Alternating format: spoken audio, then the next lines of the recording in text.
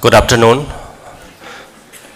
Our Honorable Minister will be arriving very soon, and I request our Honorable Vice Chancellor, Manipur University, Professor N. Lokendra, and all the deans and officials from the state government to kindly proceed towards the main entrance for receiving our Honorable Ministers. Thank you.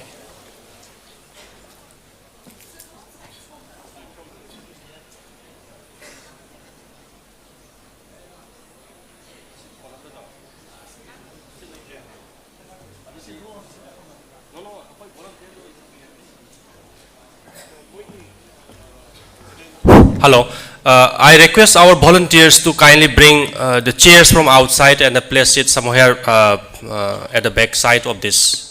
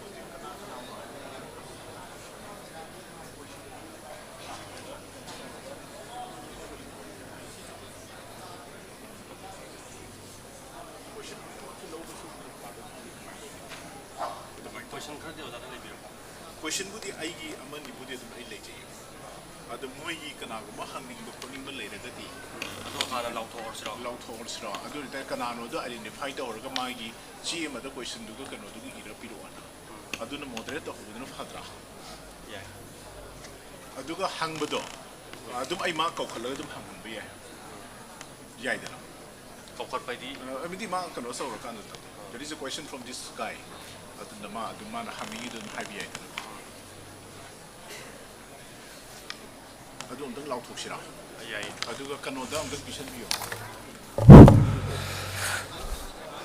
The learned members, there is an announcement. The audience would like to put questions to the Honorable External Affairs Minister, and the questions which you have in your mind, you can note it down in a piece of paper, and that can be handed over to Professor Ibohol Meitei, Head Department of Vocational Studies and Skill Development, and he will be moderating the question and answer session. And if you can prepare those questions already in advance and hand it over those questions to him, that will be easier for us to coordinate and complete the program on time. In fact, Minister of External Affairs, he has a program at the Shanghai Festival Center in the boat, so exactly at 5 o'clock. So he just messaged me to complete the program exactly at 4:50. So all the questions which you have in mind, kindly note it down in a piece of paper and submit it to the moderator. And the moderator will announce the name, and you can stand up from the seat and introduce yourself. And in the meantime, the questions will be given to the minister, and he will interact and respond to your questions. This is there. So you please kindly say have a mental makeup, and I request the audience to kindly make the question very short and brief.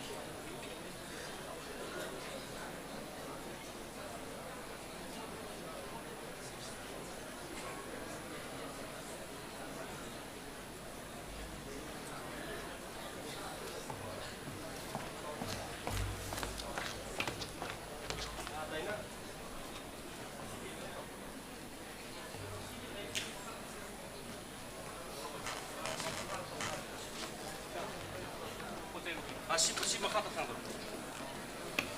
아, 뭘 먹?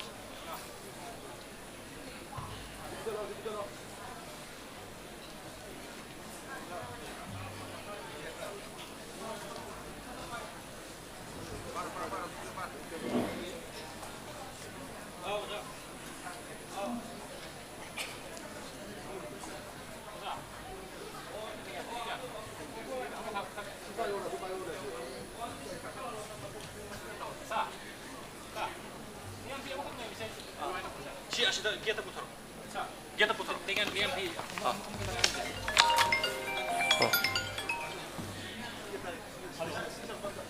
Kita putar, kita.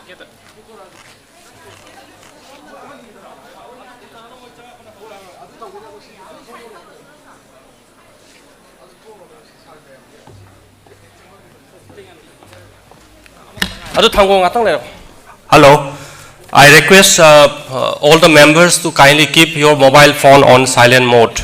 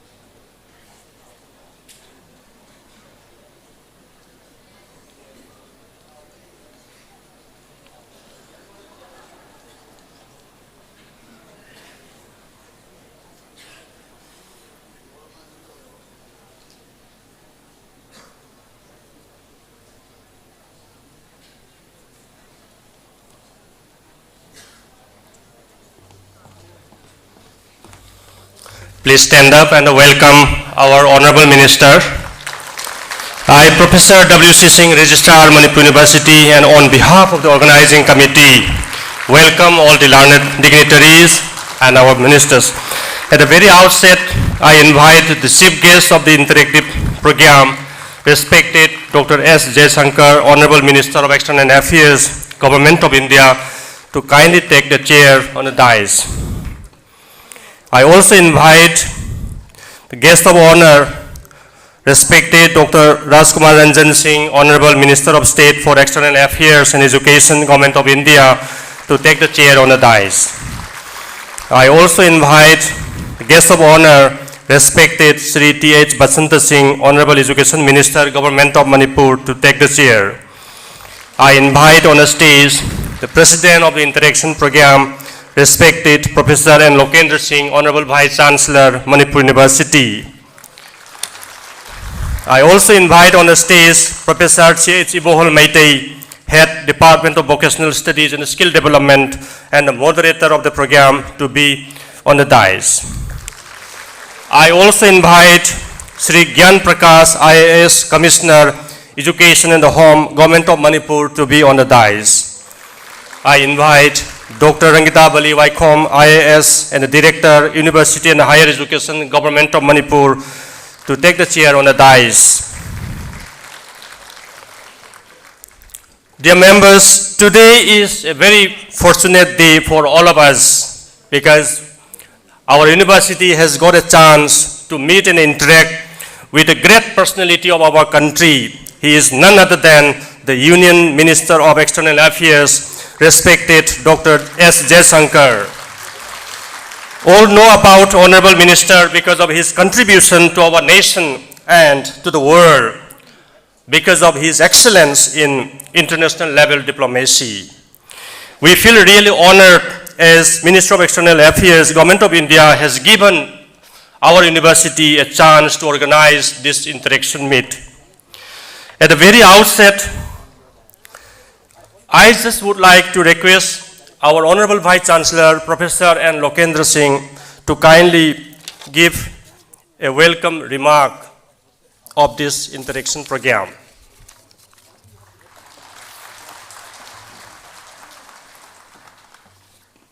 Sabko namaskar.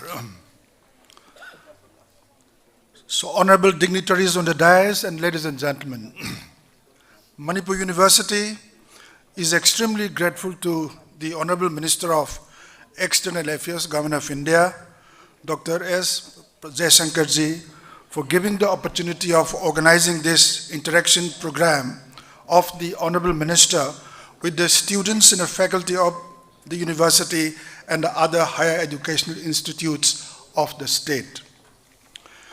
By virtue of its geographical proximity, our university is only 100 kilometers from the Indo-Myanmar border town of More and adjoining Burmese town of Namphalong, Myanmar, and approachable road connectivity to Sagaing province of Burma. Manipur University had inked an MOU with the Moniwa Institute of Economics for close academic and research collaboration.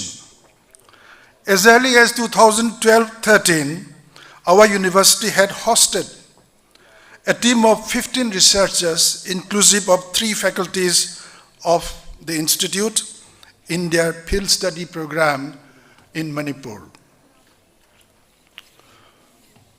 Till 2018-19, Manipur University had 2 active centers of research, that is, Center for Myanmar Studies and Center of Manipur Studies, which unfortunately have been deprived of UGC funding under the policy of discontinuing area studies program of the University Grants Commission across the country.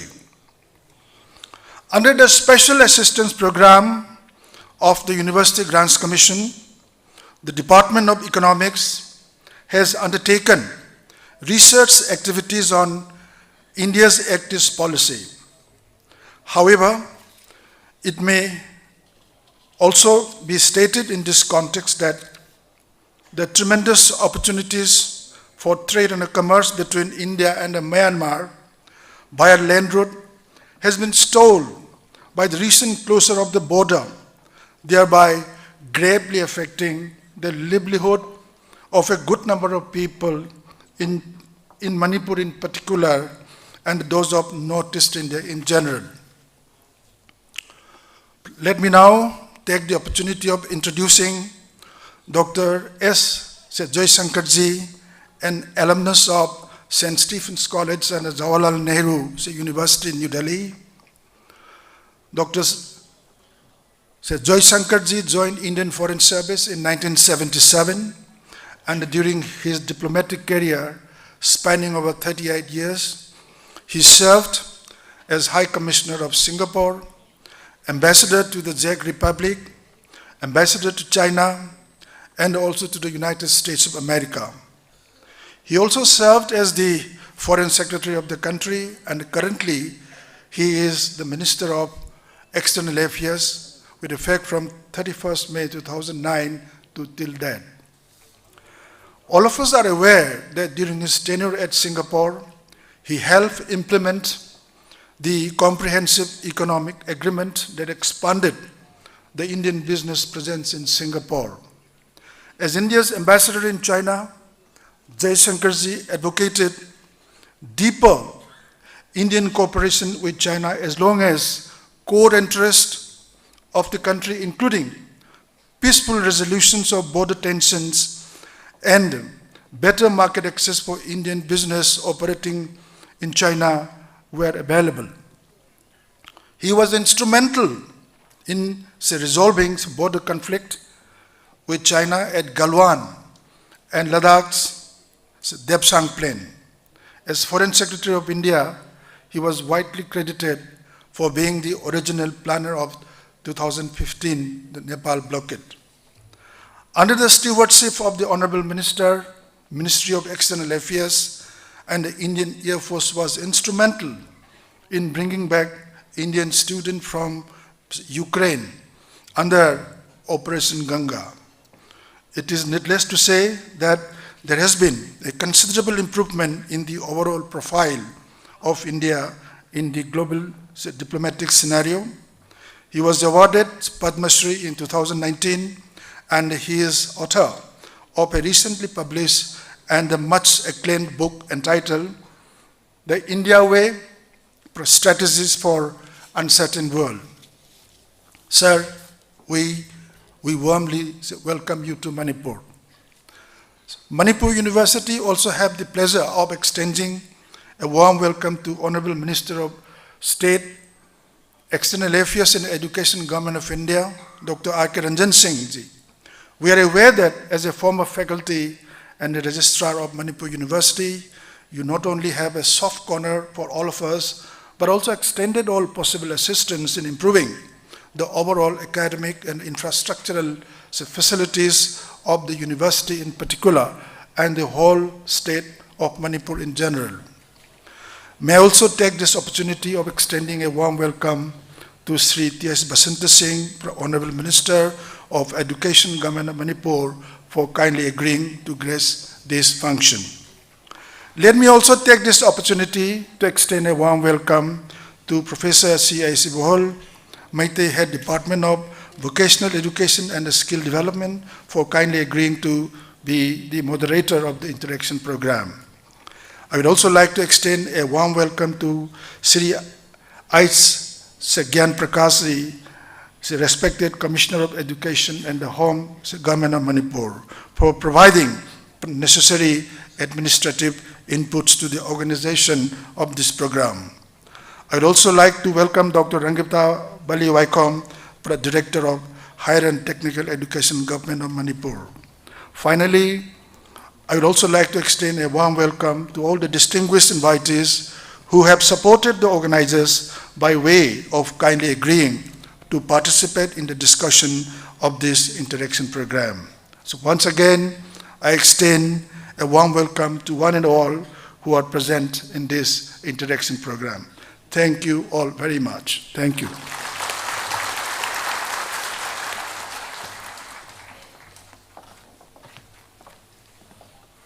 Thank you, sir, for a very, very comprehensive welcome remarks. Sir, in fact, many institutions are participating in this program. Manipur University, Central Agriculture University, Dhanamanjuri University, Manipur University of Culture, Manipur Technical University, Indira Gandhi National Tribal University Regional Center, Manipur, National Institute of Technology, Indian Institute of Information Technology, National Sports University, and representatives from 118 affiliated colleges of Manipur University, which are under the control of University and Higher Education Government of Manipur. As a continuation of the program, I just would like to request our respected Commissioner, Higher Education and Home, Sri H. Gyan Prakashji, to kindly say a few words. Please, sir.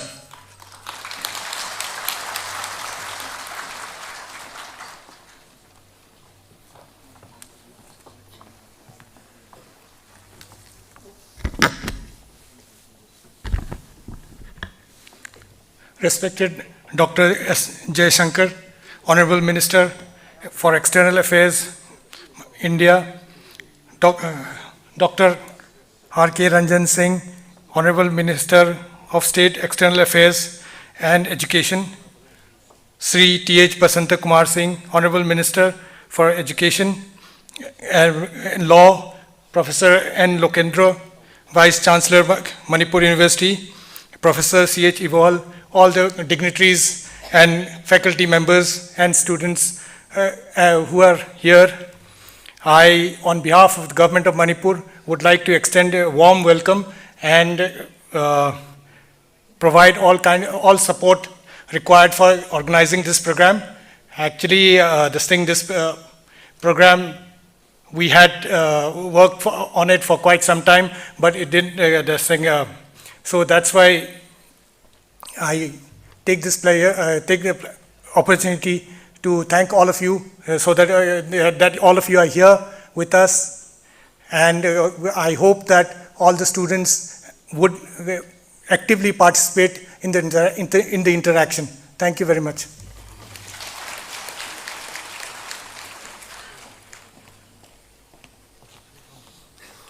Thank you, sir.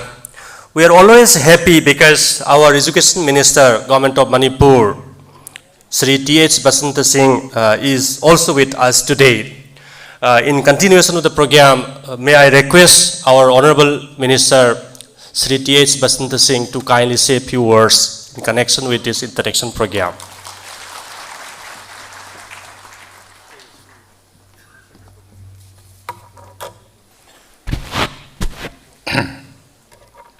Very good afternoon, everybody.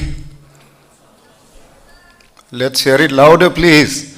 Good afternoon, everyone. Good. Namaskar. Good afternoon. Kurumjari. Sir, Kurumjari is Namaskar in Manipuri. So I just thought I would wish you in my own native language. At the outset, I would like to pay my respects to the dignitaries on the dais for today's interaction program of Dr. S. Jaishankar, Honorable Minister for External Affairs, Government of India, with the students and faculty of Manipur University and other institutes, universities in Manipur. First, Dr. S. Jaishankar ji, Honorable Minister, External Affairs, Government of Manipur, Government of India, beg your pardon, Government of India, my respects to you, sir. Ikai khumnaba uchari. That means my respects, my highest respects to you, sir. Welcome to Manipur, sir, along with Madam, who's seated in front. And it's very nice to have Madam also in Manipur. I've been meeting her off and on since her arrival. And we're indeed honored to have you visiting our small but beautiful state of Manipur. Next, I would like to pay my respects to my elder brother, Dr. R.K. Ranjan Singh, who's the Honorable Minister of State for External Affairs and Education, Government of India.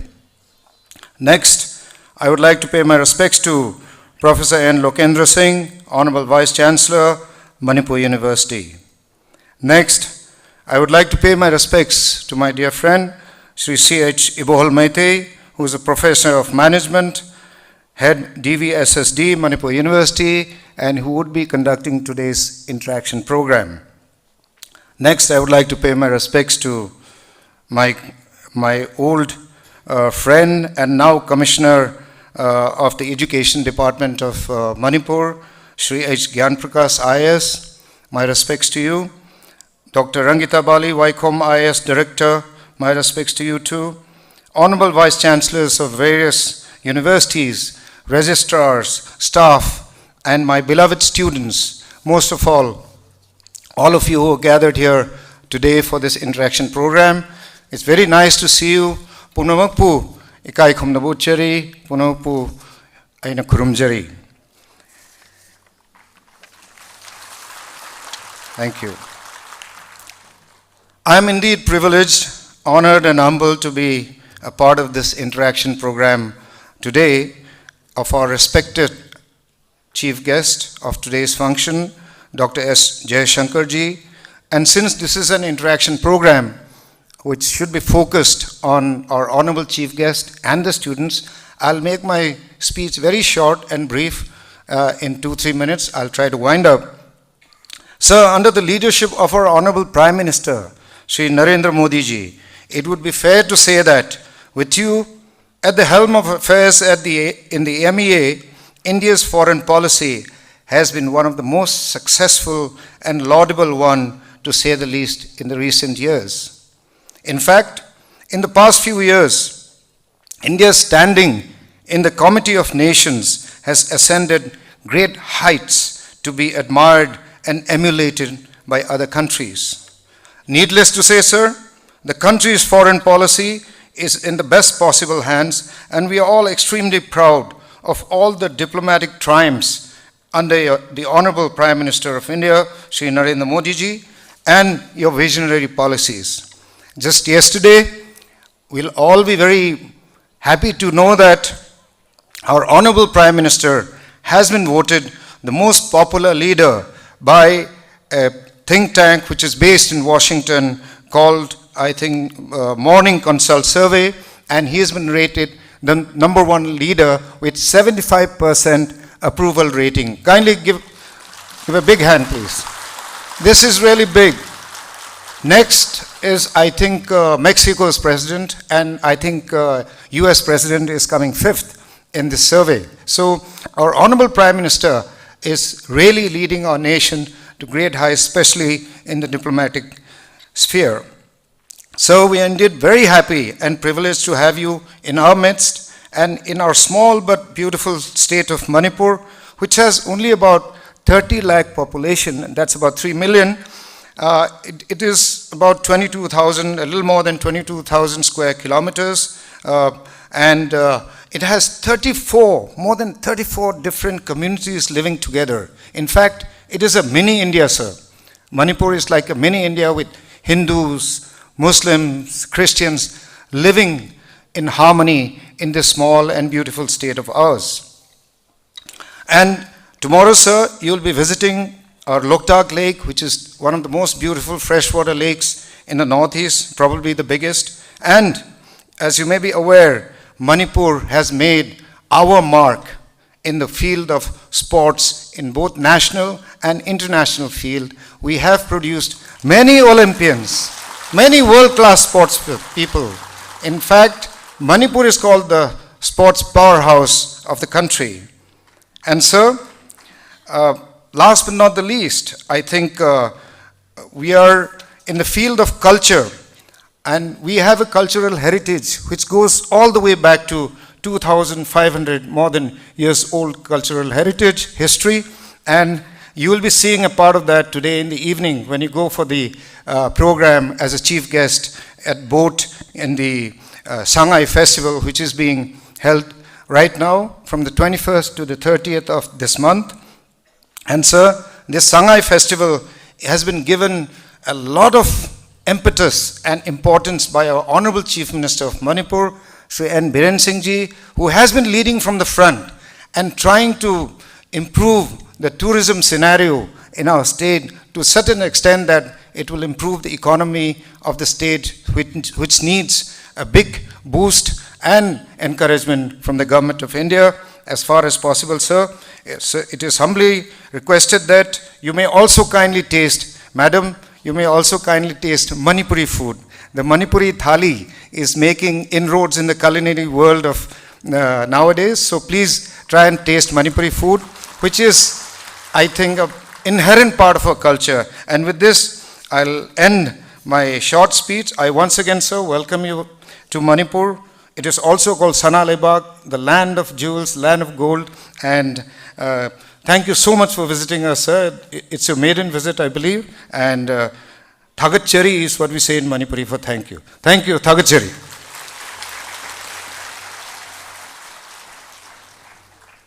Thank you, sir, for your very nice speech.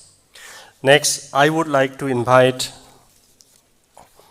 the guest of honor of this program, respected Dr. R.K. Ranjan, Honorable Minister of State for External Affairs and Education. Sir, please.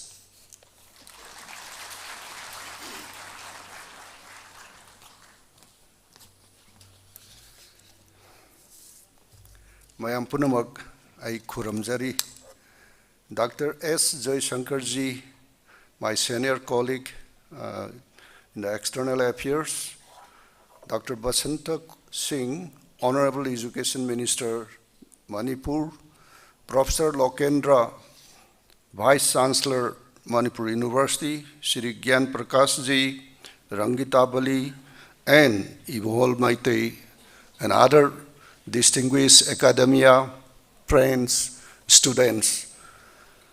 Good afternoon, ladies and gentlemen. It is a pleasure to welcome you, Shri or Sir and Madam Koyoko Jaikumar, and particularly for the Madam Konnichiwa, to Imphal today. We are honored to have you and your team here today. The students and academic community of Imphal are eager to hear and draw inspiration from you. Your life and professional career inspire many. Our young ones are mesmerized by the way you defend and progress our national interests in the international arena. I am sure I can speak on behalf of my Manipuri brethren to wish you the best. Sir, it is maybe for the first time that students from Imphal are getting an opportunity to hear and interact firsthand with one of the most authoritative and influential practitioner of international relations today. I am personally looking forward to hearing your thoughts today. I am sure our youth gathered today as well are. Sir, Manipuri youth today has organically developed some very important skill essential for hospitality and caregiving sector. Our youngsters have developed a brand name for themselves in this sector. We are also quite proud of our sporting prowess and achievement. A more proactive international partnership in these sectors will help our youths immensely to realize their full potentials. Friends and colleagues from the academic community, Honorable Prime Minister Shri Narendra Modi ji is committed to a proactive government policy. Northeast is dear to his heart. No other Prime Minister in this country has been committed like him in his vision to take the governance and service delivery to last mile and persons. It was the Honorable Prime Minister's desire that ministers from his government should regularly visit Northeast to know and understand their issues, ensure delivery of government services in the region. In this context, also, we are happy to have my senior minister here today. Sir, I am thankful that you could schedule this visit despite your extremely busy schedules. I hope your visit to Manipur will be productive, enriching, and memorable one.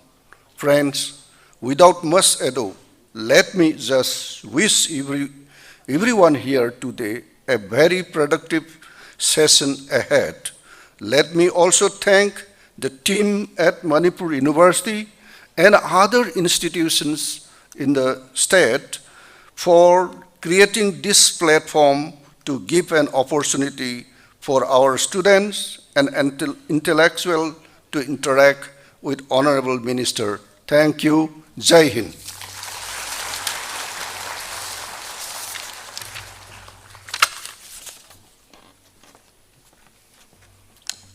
Thank you, sir, for your very, very inclusive and a nice speech.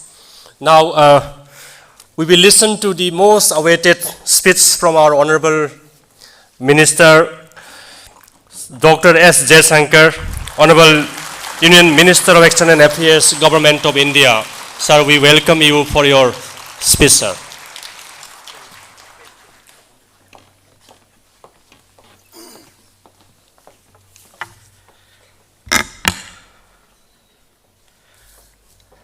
Dr. R.K. Ranjan Singh, my ministerial colleague, Shri Basant Kumar Singh, Professor Vice Chancellor Professor Lokendra Singh, Professor Imphal Maite, Mr. Gyan Prakash, Dr. Angita Bali, faculty, students, friends, Kurum Jerry. I'm really very, very pleased to be here. And it's always, for me as foreign minister, a very different experience interacting with younger people. And there's a very good reason for that. Because younger people actually are much more intensely connected to the world. Now there's a very good reason for that also. they spend more screen time than older people do. But to talk to people who are on the threshold of their careers about the world, I think is today a very important responsibility. And I'm very pleased that I can do that today in Imphal. Now, think really about what the world means in your life. Just look back the last few years. Something happened in a very distant city in China, and then for the next 2.5 years, our lives were affected by a pandemic. We had a conflict in Ukraine. Again, you can see the impact of it on your daily lives. Suddenly petrol became more expensive, food became more expensive. You have climate events which are impacting you. You are a border state. Something happened in your neighboring country. That too is having an impact on you. So the point I think younger people especially should appreciate is, in this very globalized existence that we have, the world is going to be deeper and deeper into our lives. It is not something you will read about like we did or watch on the TV. The world is actually come to your home. That your daily existence today, in some form, is actually shaped by what is happening, not just outside your homes, not just outside your city, outside your state. It is actually outside your country, maybe in some very, very distant part. Now, that if you absorb that fully, I think there are a few questions which arise from that. Today, how do we approach the world? How do we see the opportunities and challenges? And secondly, how does the world see us? Because often we are very, very engrossed in our own debates. This is a conversation. We are a very argumentative society. So we may not always understand how we look outside. What is the value that the rest of the world sees in us? And that is something, in a way, I'm uniquely positioned to share because, again, as a foreign minister, I travel a lot abroad. I meet other people, not just ministers, but people in other countries. And sometimes it's very interesting. They have a much more objective view of India than we ourselves, because we are very, very engrossed in our progress and in our development. So let me give you a sense today. What does the world mean to us? Well, first of all, I think even more so in a globalized world, the world actually means that, I say this in a state with a very strong sports competitive culture. Think of the world as competition. There are about 200 players in the world. At one level, every day, you are competing with those 200 players. You want, as a competitive country, as a competitive society, you want to do well. You want to excel in every part of what you do. But at the same time, the world is much more complicated than sports, because it has its dangers, it has sometimes its interests, its agendas. So it's very important in this world of 200 countries and many organizations. How do you make friends? How do you build relationships? How do you secure yourself? So in a sense, it's also like a sport. It's more like a team sport, that you are playing for yourself, but you often are playing with a team.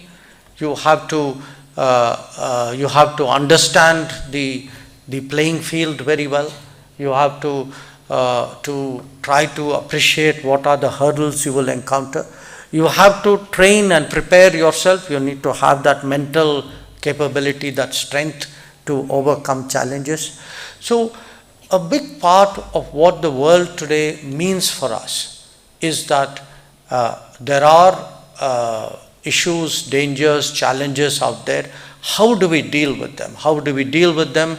By as I said, by making friends, by ensuring that we are secure within our borders, that our external interests progress, that if we need weapons or technology, we have the right partners. If we need political support, there are enough countries who understand what we are doing. So that's one part of it. But there are also the opportunities of the world. The most obvious one, for example, historically, ever since human beings were in a collective, is one of trade. Trade in food, trade in valuables of various kinds of goods, of needs. But today, the economic side of the world has actually become much more important, because it isn't only about what I make at home, which I go and exchange with somebody else for money or for other goods. If countries have really grown much faster because they have had the right relationships with the right partners. So if you look even in our region, Southeast Asia, East Asia, Japan, China, Korea, these countries actually, their growth rate accelerated because they actually utilized the goodwill and the businesses of the world to actually progress, accelerate their own national development. So one of the big changes today, especially under this Prime Minister, is you would see a much greater focus. How do we actually bring external partnerships into play for national development? Now I can give you, a few examples. If you see, for example, our Smart Cities program, we have partnered with many countries who are more advanced in their urbanization than we are. If I were to look at the Northeast region, we actually have a forum with Japan to use Japanese development assistance to create a better infrastructure and connectivity in the Northeast. Even the bullet train, which is currently under construction, itself is an example. How do you work with another country and go forward? Many of our educational or scientific institutions are actually examples of international collaboration. So when we think of the economics of the world, it isn't only trade, it isn't only investment, and these are very important. But there is a larger development side to it. Now, let me move back to trade itself. Again, we tend to think of it as an activity. Think also of trade as employment. How many people, last year we had record exports, the highest ever exports we've ever had in our history. We exported $670 billion of goods and services. But think for a moment, what does that mean for employment in India? So it's interesting, the more you access markets outside, actually the more employment you are creating at home. So there is that correlation too on the economic side we need to take place. But employment today doesn't stop only at home. We increasingly must think of the world as a workplace, not just as a marketplace. That there is a mismatch in the world between demand and demographics. That there are many parts of the world where they need talent, they need skills. Today, there are roughly 34 million Indians and people of Indian origin who live abroad. In the Gulf alone, there are 9 million people. When we did the Vande Bharat mission to help Indians who were stuck outside during COVID, we realized that, you look at a profession like, say, merchant shipping or airlines or hotels, quite apart from blue-collar workers and, people who've gone out as tourists. Today, Indians number in the hundreds of thousands, sometimes in the millions, in many of these professions. And the more we are able to, in a sense, prepare our people for a global workplace, actually our contribution to the global economy, as well as what we can get out of the global economy, is that much higher. So the point which I would like to emphasize to you is, we need to see the world today as a competitive playing field. Every day we are competing obviously against our competitors, our adversaries. We are competing even with our friends and partners. We are competing individually, we are competing together. And we are trying in that competition to get the maximum benefit that we would like for our own country, which would make our country more developed, more secure, more progressive. And therefore, what is most important today is to continuously deepen our engagement with the world.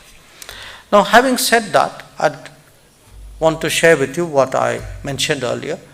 How then does the world see us? Because there was a time, I started my government career now 45 years ago. The world saw us very differently then. Today, it isn't just that we are the 5th largest economy. The image of India and Indians has changed.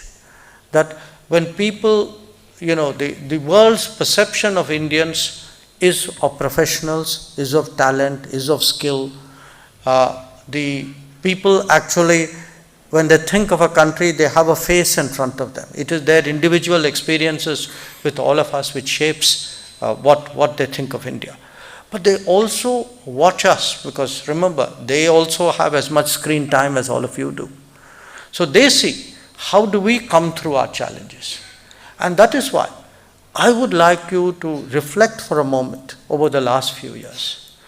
Even during COVID, I was, by nature of my job, perhaps one of the few people who kept traveling. Not as much as I used to before COVID and after.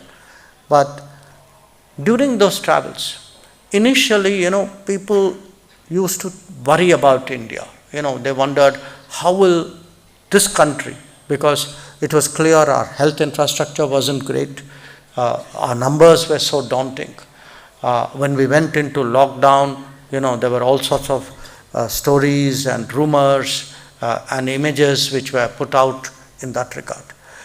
But if you fast forward 2 years, today people actually abroad ask me, how did you manage to get 2 billion plus shots in the arm? It wasn't just that we had the vaccines. There were countries which had vaccines. They were not able to organize their vaccination. So there were, of course, countries which didn't even have vaccines. So they really had to struggle. So if you look at how we met the COVID challenge in a public health sense, but COVID challenge also in terms of how did we look after our citizens abroad. Because if you were to, mention to people just the numbers we brought back, we are looking at something between 7 to 8 million people. In the history of the world, no country has ever brought back that kind of numbers in the middle of a very, very stressful situation.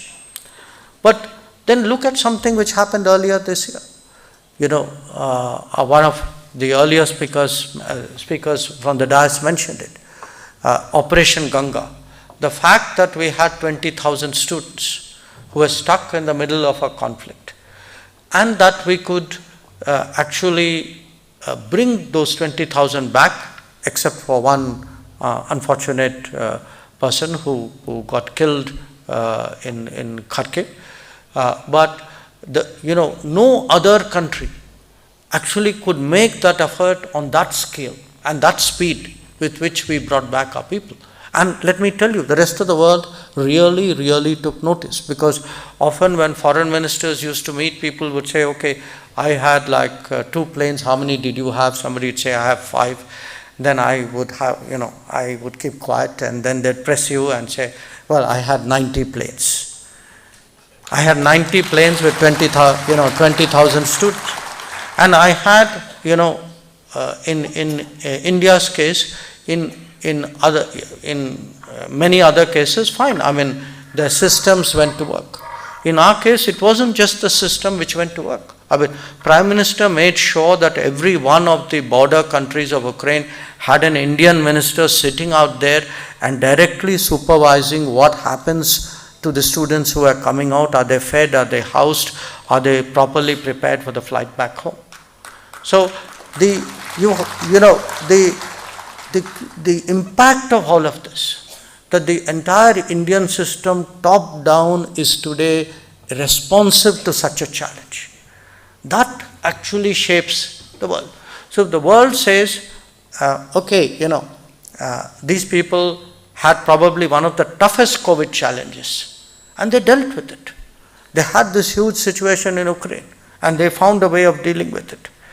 And I'm now giving you a kind of I would say, a humanitarian or a people-centric set of examples.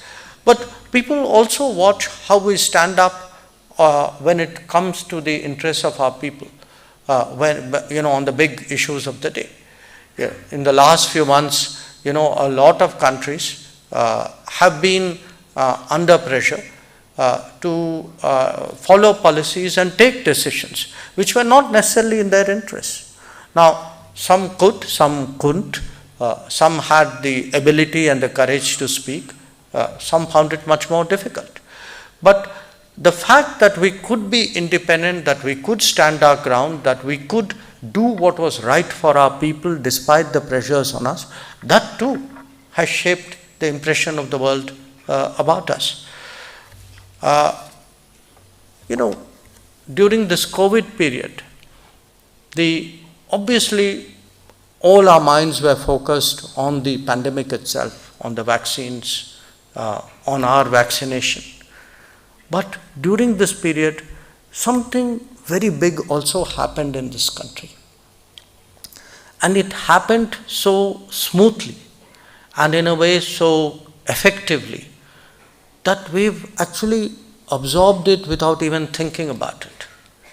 And I refer here to the fact that in this country, through the entire COVID period, we were actually giving food support to 80 crore people, 800 million people.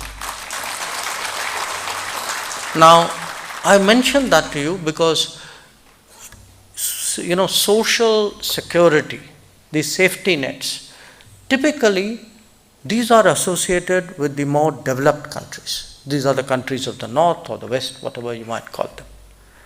But for a country like India, to be able to financially support, we are actually putting money into bank accounts of about 42 crore people, 420 million people. We were, to feed 800 million people week after week for more than 2 years, to put money into the bank account of 400 million people. And today, if you look actually at a whole set of programs, and many of you would, either you would have benefited from it, or you would know somebody who benefited from it, or your neighbor or somebody in your town or village would have had something to do with it. If you see today, I take you back to 2014-15. You remember that those stories you used to hear about constructing toilets, and first people laughed at it. And they laughed at it saying, what a strange, why is the Prime Minister even speaking about things like this? And then they first they questioned whether you could actually do that many.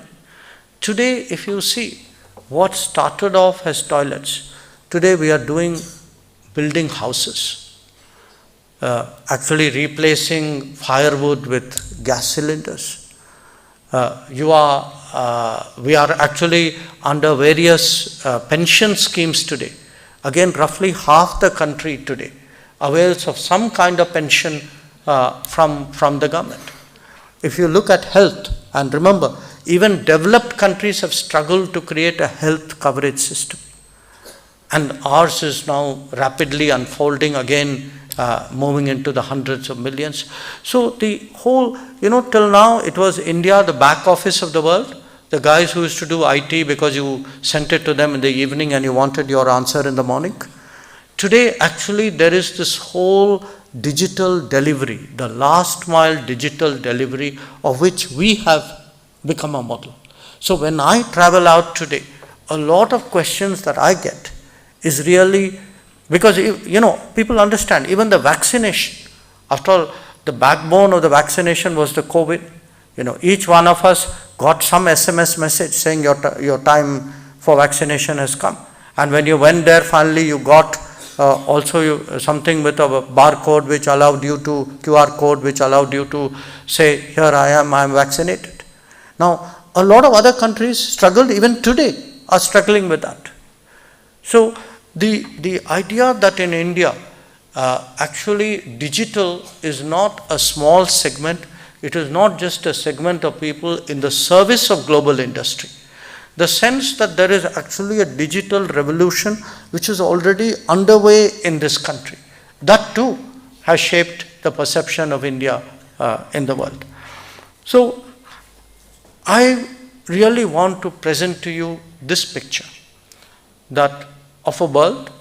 Obviously it has its challenges, obviously it is competitive, but it is a world which today holds India with regards India with a lot of respect, where there are opportunities, where we as a government are committed to maximizing the opportunities for our people.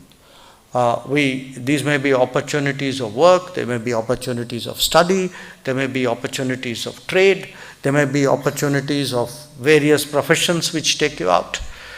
But it's also, in all of this, I do want to conclude with a few words about the Northeast, because it is a region with which the Ministry of External Affairs has a particular connection. Because every state of this region is a border state in a way. And we understand that the basic challenge of this region has been the connectivity, the access, and the opportunities which come with it. So whether you look at trade or economic activity, whether you look at tourism, at the end of the day, every issue finally boils down to how do you get the connectivity for that to happen. And that is today very much the focus of what we are trying to do in the Foreign Ministry. A lot of our own diplomacy with Bangladesh, with Myanmar, even with Bhutan and Nepal is directed towards making India's Northeast, in a sense, the fulcrum of a larger region. It's a tough job because history and geography are both big challenges out here. But I think it's only appropriate on an opportunity like this that I also stress how high that is in our priority. My colleague Dr. Ranjan's mentioned that the Prime Minister has a special sort of place in his heart for the Northeast. But he also, I must tell you, has a special tasking for all of us, especially in the Foreign Ministry, to address some of the structural constraints and problems that the states of the Northeast have faced, and that is again very much in our priority. Finally, just a quick response on the area studies point which the Vice Chancellor made. I was made aware of this. As a student myself of area studies, I value area studies very, very greatly. I'm not making any promises, but I certainly will try to see if we can find somewhere within Government of India a solution, because, to tell a whole generation that the world means more to you, but not then provide them the educational tools to understand the world would not be in consonance. So let me look at it. Once again, I want to say it's really a great pleasure for me to be with all of you. This is my first visit. I particularly want to thank Dr. Ranjanji, because he's been pressing me to come, and I certainly hope that I will have further opportunities to continue my association. Thank you very much. Thank you, sir, for a wonderful speech. It's really very, very inclusive. You talk about where we were and where we are and where we should and how. And also your experience of the world. And it's really delighted. And sir, in fact, Manipur University has students from 14 countries of the world. From African countries and from Korea, then Thailand, Myanmar, South Korea, Sri Lanka, Bangladesh, and Cambodia also. And all of them would like to listen more from you, and we request you to kindly visit once again to Manipur. Now is the question and answer session. I just would like to request Professor C.H.E. Bohalmeite, Head Department of Vocational Studies and Skill Development, to kindly coordinate.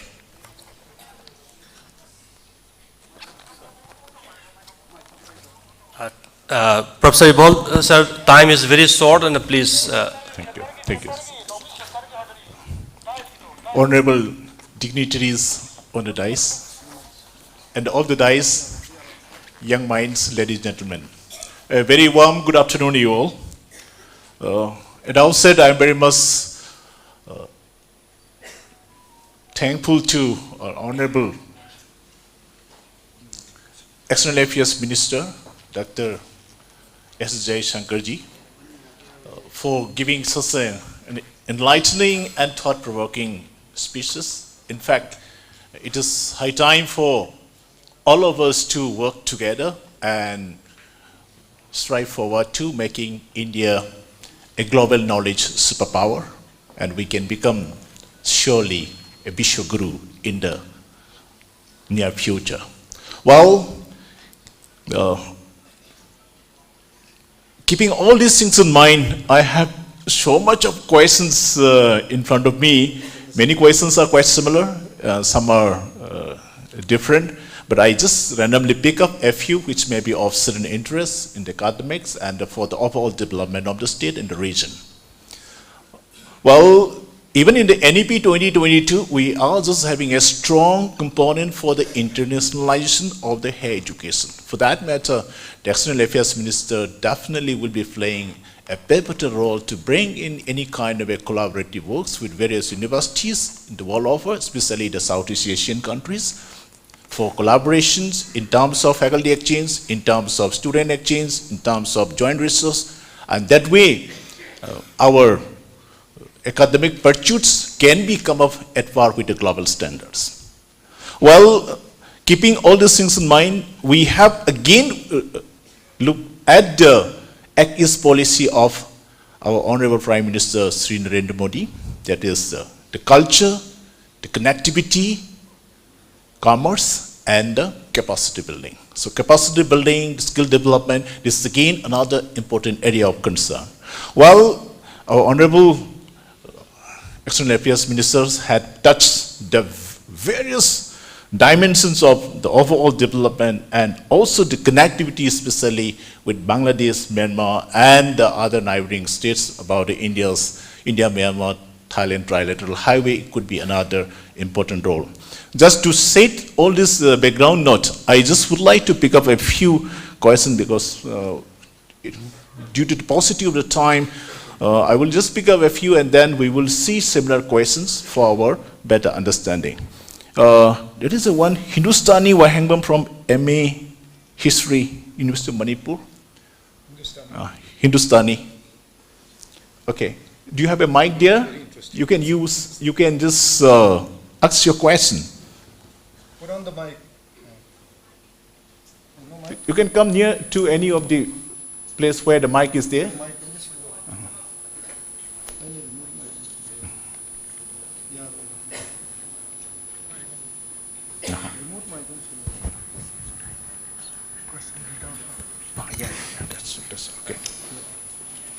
Hello sir, nice meeting you. My name is Hindustani Wahangbom and I'm studying in MA first semester Manipur University. But you just come to the point first, the question straight away because of the paucity of time, please. My question is, with India going to host G20 summit in 2023, what will be India's role to further carry India limelight into world politics? What I'll do, I'll take 2-3 questions quickly. Okay. Then next question is from Chingsang Soibam from Department of Political Science, MU. Or should I read it out, the questions? That will be better. Yes. What can be the future of Act East policy and its impact in the northeastern India? One. Chingsang? Yeah. Oh, this is in the back. Okay. Then we also have a question from third question, Professor Ibijoy Kumar. Professor, use the mic. Use the mic.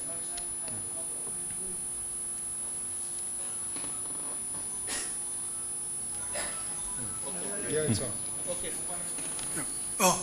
Actually, my question was, sir, what measures are being undertaken to allay the apprehensions that Indo-Pacific is going to replace the Act East policy? And we thought once the Indo-Pacific is operational, the centrality of the region will be lost. So what do you have to say on this? Yeah, one more question from. Yeah, one more question from Mr. Hansen NG, DM College of Arts. Here, sir. Department. Yeah. You can just straight away ask the question. Okay. Hello, sir. First of all, I must say that I'm very much overwhelmed, just as any other UPSC aspirant over here. My question is, what are the important things that you would advise to today's youth and today's youth who are aspiring to serve the nation as an IFS officer in the future? My name is Hansen NG. I'm from DMU University, Philosophy Honors, 3rd semester BA. Thank you. All right. Let me start with the G20. We're going to do G20 very, very differently from how everybody else has done it. Till now, most countries did it in their capitals, maybe a few more cities, and it didn't necessarily have that kind of public participation which we would like to see.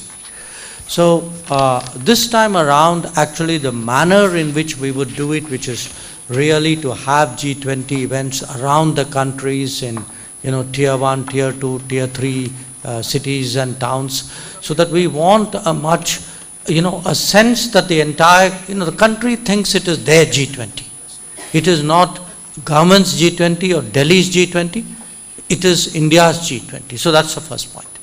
The second is, what would be, in a sense, the big issues, the role, the agenda? It would, G20 reacts to the immediate issues of the times, little bit before, little bit after. And right now, the world is struggling with COVID, looking at the Ukraine conflict consequences, energy and food. There's a very serious debt situation in the world. And you would have all seen climate emergencies in the world are growing. And in all of this, there's a real deep worry that the sustainable development agenda, that is education, health, sanitation, urbanization, these are going off track. Countries are not meeting targets because they don't have the financial resources to do that. A lot of it would be this, but at the end of the day, G20 is about finance and economic and development issues, and that's really where the focus would be. India will certainly be a voice of the global South, because there are not many countries of the South, the developing countries in the G20. If you look, because G20 is the 20 biggest economies, the 20 biggest economies are mostly developed economies. The other two issues, regarding G20, will Manipur get a chance to host one event? How could we even think of leaving you out?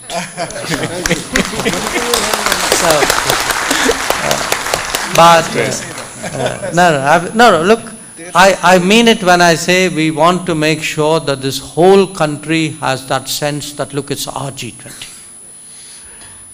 The other two issues, because they are linked, Act East and Indo-Pacific, and in a sense you are asking what happens if the more you get into Indo-Pacific. But the other question to the gentleman from the back was really what happens to the Northeast. My sense is, Indo-Pacific is a very good thing for us because it establishes today that India has serious interests in the Pacific Ocean, which it historically did. I mean, people used to trade all the way till China and Japan and Korea. Even today you can find Indian monuments and archaeological sites and evidence of trading in that part of the world. We had shrunk our horizons during the colonial period and after that. Today, once again, I would say the country is coming into its own. We are sort of broadening our vision and our interest. And because we are broadening it, doesn't mean we will neglect what is a part of it.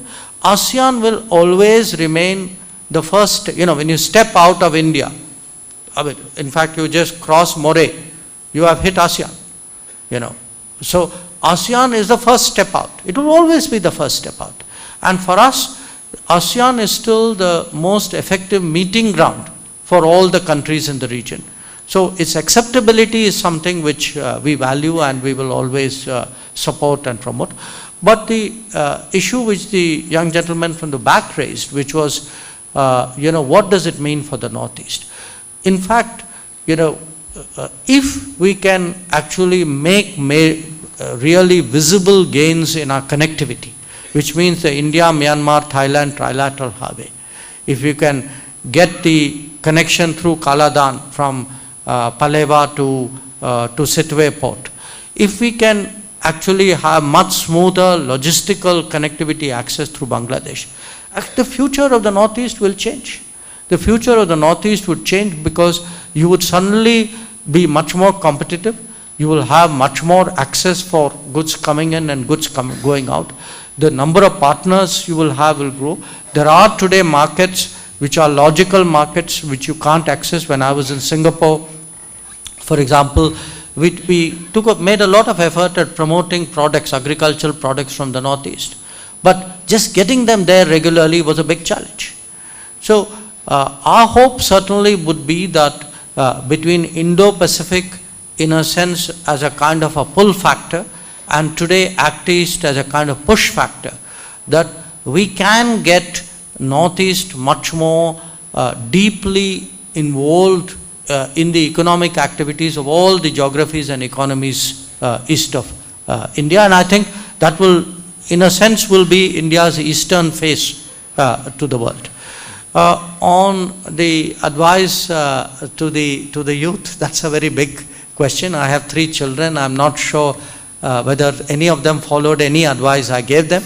But what I can say is, look, how much you know about the world, how comfortable you are with the world. Yes. We could not have imagined it when I was your age. It was like a very tough education. I mean, the first time I went out of India when I was 24 years old, because the government of India gave me a job and sent me out. It was only the second time I had even got into an aircraft. Even getting into an aircraft was a dream at that time. So today your opportunities are much more, your horizon should be more, your ambition should be more. And I would dearly love bright, talented minds more and more to join the foreign service. But I would also say there are so many other things also, which opportunities we didn't have in our time. So in many ways, I envy all of you, but our responsibility today is to make sure that we prepare you for those opportunities. Your education is different, your skills, your talent, your technical training is different. Your opportunities are different. That we find, getting a passport, for example. You know how difficult it used to be 25 years ago to even get a passport. I mean, just imagine if you couldn't get a passport and you found it too expensive to travel on a plane, suddenly your world has shrunk. So you people are in a much more fortunate position, but it is still our responsibility to maximize those opportunities for you. That is something which we are very, very determined to do. I hope G20, because G20 should end up with the entire country having greater global awareness, especially the young people of the country having greater global awareness. They should be comfortable with the world, and I have every confidence if they are.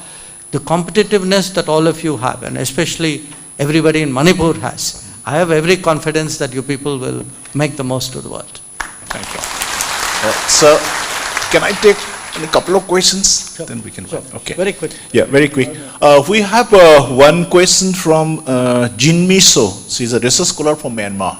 She wants to express a little bit of her country. Jin Miso, she's here?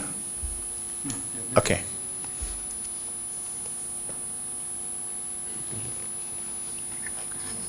Good evening, sir. My name is Miso, a research scholar from the Manipur Kindly University. just put your question, please. Yeah, sir. Our Myanmar scholar, most of the students from our country is studying around India, but now, as you know, our country is facing a lot of difficulties, and to go back our country also is really dangerous and it cannot be granted to be safe. So, what kind of help can we expect from India? And one question is, behalf of my country, our people. India also one of the strongest democracy country. What kind of help can we expect from India who support the democracy? Okay. Thank you, Yeah. sir. Another is Amine Issa, MBA student from MIMS. Amine Issa. Yes. Okay. Yes, sir. Okay. Yeah. First of all, we would like to thank, on behalf of the African students, to thank the government of India for giving us this opportunity to study in India. And then I could not pass by without giving my appreciation to the Manipur University also. So our question is, what will be the role of India in the sustainable development of Africa, as India has most of the powerful countries in the world, as China is taking over Africa. So what will be the role of India? Okay. Yeah, we will take one last question from Monica, MIT. Where is Monica? Monica, MIT. Yes, this side. Okay. Yeah. Thank you, sir. Thank you so much for giving me this opportunity to actually contact with you in person. I'm so... Question. Yeah. Sorry. Okay. My question is, as you have been in various countries in this world, could you, which country's education infrastructure or which institution that you have been so far has impressed you the best? And what makes that university or that institution or that country unique that we could learn from them? Thank you. Okay, thank you. Yes. Over to the Honorable Minister, sir. Yes. You know, the look on the Myanmar, the question which the student from Myanmar asked, I do appreciate the the difficulties and the problems that students from Myanmar would be going through. I don't have a single clean, neat answer, because I think a lot of it would depend on what individual students would want to do once they are through with their education. But let me really, to the best of my knowledge, at least we have not come across significant number of cases of people who want some kind of, exception or carve out made for them. I would say if you have a problem, the best way would be to approach us through your university. That would probably make the most sense. In terms of your issue, the point you made about democracy. Look, everybody, suddenly every democracy wants every other democracy to do well. It's a kind of a natural affinity. So the turn of developments in Myanmar is obviously something of deep concern to us. But we also today, and it's, if you are living in Imphal, that as a country which is a direct land border, you also have to manage other aspects of life. There are people moving between the two borders. We had a period when there were people who had COVID on that side of the border, and there were concerns whether that becomes a problem for us. There are issues of insurgent groups, there are issues of crime. So there is a sort of a practical, I think there's a practical border management engagement issue.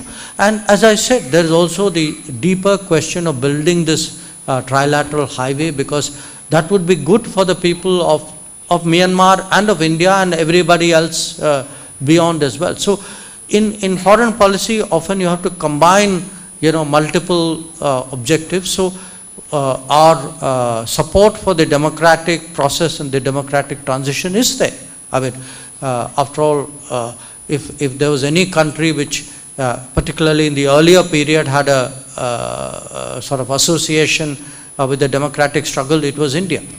So we have to today find a way really of meeting all these requirements at the same time, and that is often quite a challenge.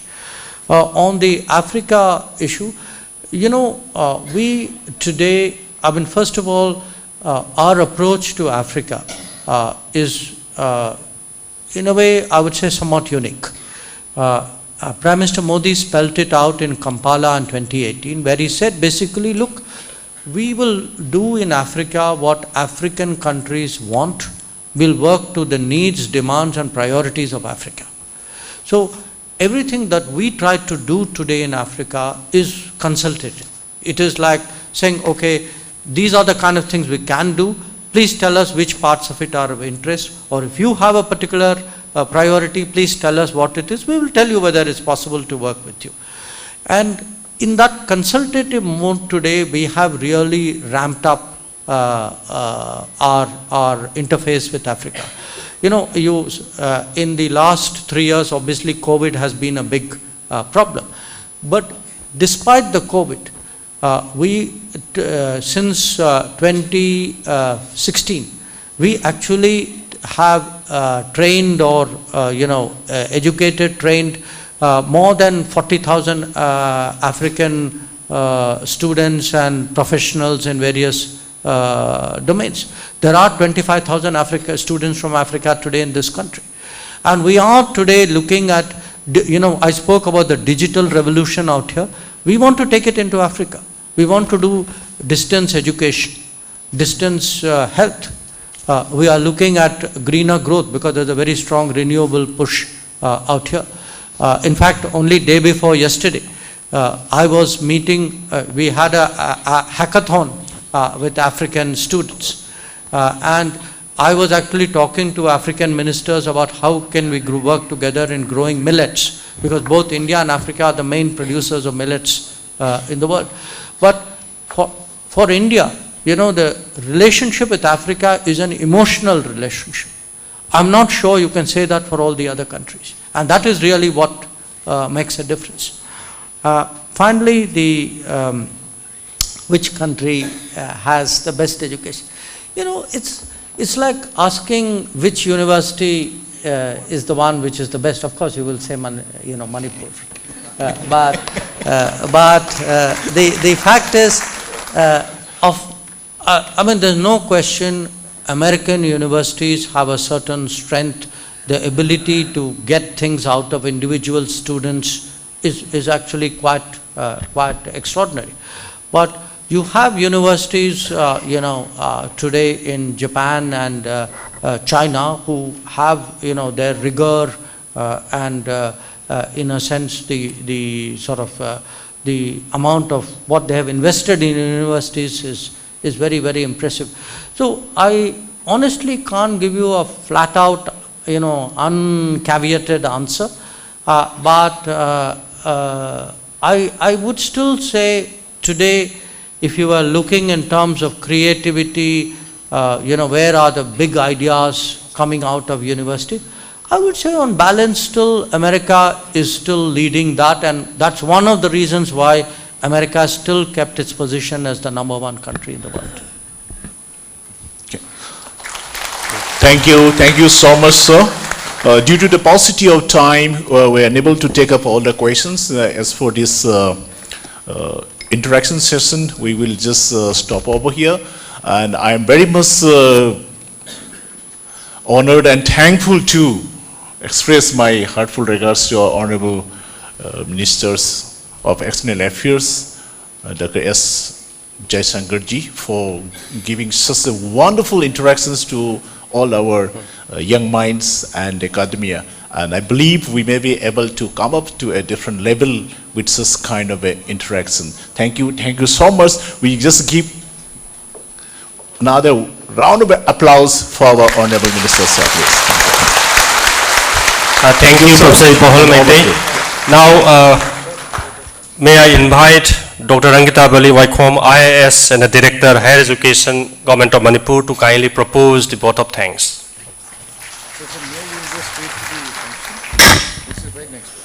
Kurumjari, good evening all.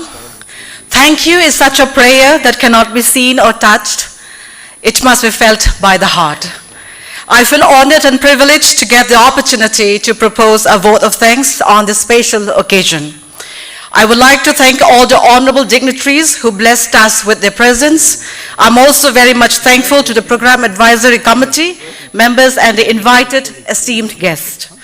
Words are not enough to thank their constant guidance and support to shape today's interaction session of Dr.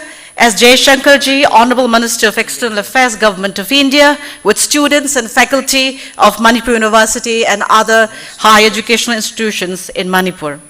I, on behalf of the organizing committee, also convey deep regards and hearty thanks to our Honorable Chief Guest of the function, Shri Dr. S. Jaishankar ji, Honorable Minister External Affairs, Government of India. I'm also thankful to Shri Dr. R.K. Ranjan Singh, Honorable Minister of States, External Affairs and Education, Government of India. I'm also thankful to Shri T.H. Basant Kumar Singh, Honorable Minister of Education, Government of Manipur. I'm also thankful to Professor N. Lokendra Singh, Honorable Vice Chancellor, Manipur University, for the support in all possible manner to organize this interaction event.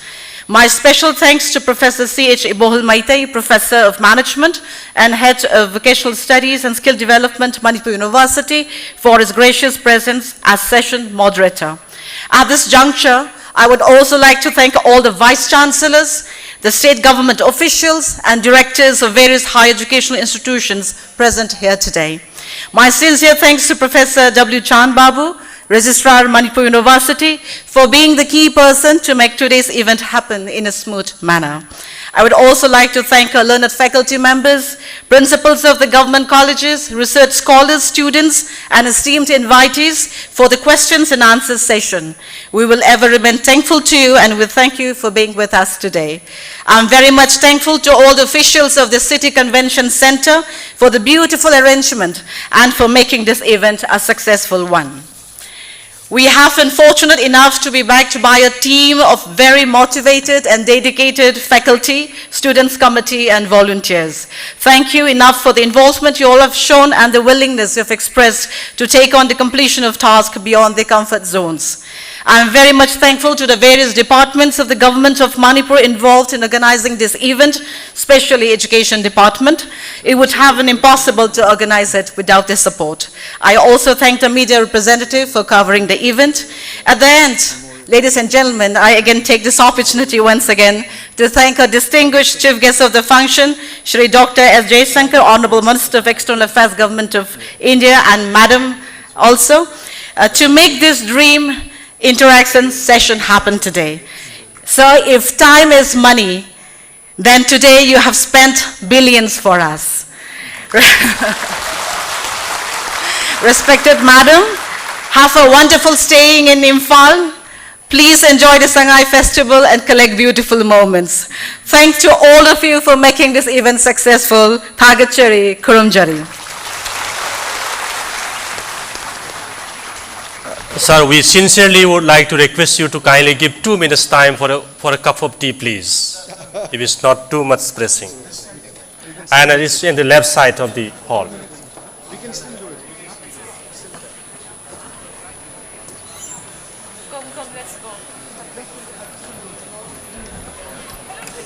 Refreshments are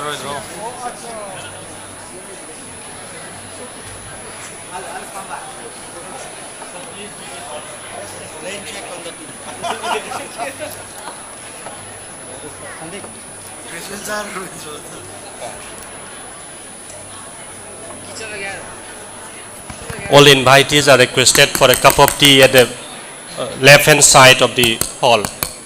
And all the students, please pick up your tiffin when you go out.